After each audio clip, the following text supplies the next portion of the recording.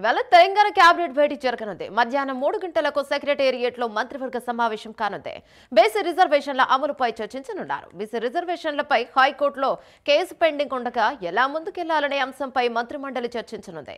Party పరంగా 42% రిజర్వేషన్లతో ఎన్నికలకు వెళ్లే యోచన చేసే అవకాశాలపై కీలక నిర్ణయం తీసుకోనున్నారు. స్థానిక సంస్థల ఎన్నికలపై ప్రధానంగా చర్చించనున్నారు. అలాగే అందశ్రీ స్మృతివనం, అందశ్రీ కుటుంబంలో ఒకరికి ఉద్యోగంపై కేబినెట్ నిర్ణయం తీసుకోనుంది.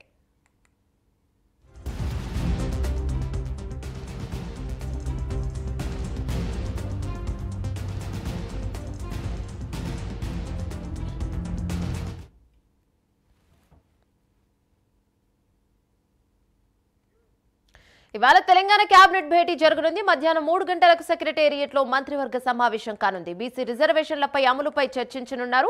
బీసీ రిజర్వేషన్లపై హైకోర్టులో కేసులు పెండింగ్ లో ఉండగా ఎలా ముందుకెళ్లాలనే అంశంపై మంత్రిమండలి చర్చించనుంది. ఇక అందశ్రీ స్మృతివనం కార్యక్రమం కూడా జరగనుంది. అందశ్రీ ఇంట్లో ఒకరికి ఉద్యోగ నియామకం కూడా భేటీ జరగనుంది. దీనిపై మరింత సమాచారం మా కరెస్పాండెంట్ అజీం అందిస్తారు. రైట్ అజీం, చెప్పండి ఏంటి అప్డేట్స్? ఈ రోజు మధ్యాహ్నం 3 గంటలకు సీఎం రేవంత్ రెడ్డి అధ్యక్షతన సెక్రటేరియట్ లో ఏదైతే కేబినెట్ సమావేశం జరగనుంది. ఈ కేబినెట్ సమావేశంలో చాలా కీలకమైనటువంటి అంశాలపై చర్చించే అవకాశం కలుగుతుంది. ప్రధానంగా కూడా 42% బీసీ రిజర్వేషన్ సంబంధించిన అంశంపై కేబినెట్ తో చర్చించి ఒక నిర్ణయం తీసుకోవాలని చెప్పి కూడా ఏదైతే ప్రభుత్వం యోచిస్తున్నట్టు కూడా మనకు తెలుస్తుంది. సో ఇప్పటికే మనం చూసాం, ప్రభుత్వం తీసుకొచ్చినటువంటి జీవో నంబర్ 9 పై హైకోర్టు స్టే ఇచ్చింది. సో స్టే ఇచ్చినటువంటి నేపథ్యంలో ఏదైతే స్థానిక సంస్థల ఎన్నికలు నిర్వహించడంపై ఏదైతే ఇప్పటికే చాలా ఆలస్యం అయిపోయింది. సో ఇప్పటికే స్థానిక సంస్థల ఎన్నికలు నిర్వహించకుండా ఏడాది కాలం కూడా దాటిపోయింది. సో ఈ నేపథ్యంలో ఎట్టి పరిస్థితుల్లో నిర్వహించిన అవసరం కూడా ప్రభుత్వానికి ఏర్పడింది. ఎందుకంటే ఒకవైపు ఈ నెపంతో కేంద్రం నుండి రావాల్సినటువంటి 3,000 కోట్ల నిధులు కూడా రావడం లేదు. ఎందుకంటే పంచాయతీలు ఉంటేనే ఆ నిధులు వచ్చేటువంటి అవకాశం ఉంటుంది. సో ఇక్కడ పంచాయతీలకు సంబంధించినటువంటి గడువు ముగిసిపోయి సుమారు ఏడాది కాలం కూడా దాటిపోయింది. సో ఈ నేపథ్యంలో ప్రభుత్వం ప్రతిష్టాత్మకంగా ఏదైతే కులగణన చేసి ప్రభుత్వం అసెంబ్లీలో ఆ బిల్లును పెట్టి 42% రిజర్వేషన్ అన్నట్టు కేంద్రానికి పంపించినా అక్కడ ఆమోదం పొందలేదు.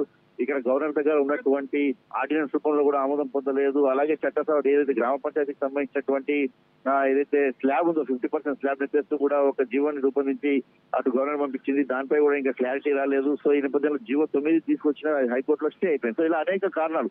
ఖచ్చితంగా ప్రభుత్వం మాత్రం 42% రిజర్వేషన్ ఇచ్చి ముందుకు వెళ్ళాలని ఒక యోచనలో ఉంది. సో ఈ నేపథ్యంలో 42% సంబంధించిన అంశంపై ఈ రోజు ఒక కీలకమైన నిర్ణయం తీసుకునే అవకాశం ఉంది. దీంపై సుప్రీంకోర్టుకు వెళ్దామా, లేదంటే కేంద్రంపై మరోసారి గట్టిగా పోరాటం ఒత్తిడి తెచ్చేటువంటి ప్రయత్నం చేద్దామా, లేదంటే పార్టీ పరంగా 42% బీసీలకు రిజర్వేషన్ ఇచ్చేసి ఫస్ట్ సర్పంచ్ ఎన్నికలకు వెళ్ళిపోయిన తర్వాత 42% బీసీ రిజర్వేషన్ పై ఏదైతే పోరాటం చేద్దాం. అలా చేస్తే మరి ప్రజల్లో ఎలాంటి వ్యతిరేకత వస్తుంది, లేకపోతే పాజిటివ్నెస్ ఎలా ఉంటుంది, అసలు ప్రజలు ఎలా అనుకుంటారు, సో దీంట్లో ప్రభుత్వంపై ఎలాంటి ఎఫెక్ట్ పడుతుంది, ఇలాంటి అనేక కోణాల్లో 42% బీసీ రిజర్వేషన్ సంబంధించిన అంశంపై ఈ రోజు చర్చించి ప్రధానంగా ఒక నిర్ణయం తీసుకోవాలని చెప్పి కూడా భావిస్తుంది. ఇందులో భాగంగా అఖిలపక్షాన్ని కూడా ఏదైతే అవసరమైతే 42% బీసీ రిజర్వేషన్ సంబంధించిన అంశంపై ఢిల్లీకి తీసుకునే యోచన కూడా ప్రభుత్వం ఆలోచన చేస్తుంది. ఎందుకంటే ఇప్పటికే మనం చూసాం, అసెంబ్లీలో పెట్టిన ప్రతి బిల్లు 42% బీసీ రిజర్వేషన్ సంబంధించిన ప్రతి బిల్లుపై అటు ఎంఐఎం, బీజేపీ, బీఆర్ఎస్, సిపిఐ అన్ని పార్టీలు కూడా మద్దతు తెలుపుతూ వచ్చాయి. సో ఈ నేపథ్యంలో అఖిలపక్షాన్ని తీసుకెళ్ళడం కూడా సులభమవుతుంది. అఖిలపక్షాన్ని తీసుకెళ్తే కూడా ప్రభుత్వంపై కేంద్ర ప్రభుత్వంపై ఒత్తిడి తెచ్చినట్టు అవుతుంది అనే అంశంపై కూడా ప్రభుత్వం ఆలోచన చేస్తుంది. దీంతో పాటు అందశ్రీకి సంబంధించిన సుదీవనం వారి ఇంట్లో ఒక ఉద్యోగం దానిపై కూడా చర్చించే అవకాశం కనిపిస్తుంది. ఇక వీటితో పాటు గిగ్ వర్క్ సంబంధించినటువంటి ఒక ప్రభుత్వం ఒక చట్టం తీసుకోవాలని చెప్పి కూడా భావిస్తుంది. సో ఈ అంశాలపై కూడా ప్రధానంగా ఈ రోజు జరిగినటువంటి కేబినెట్ లో చర్చించే అవకాశం కనిపిస్తుంది. Right, thank you Azeem.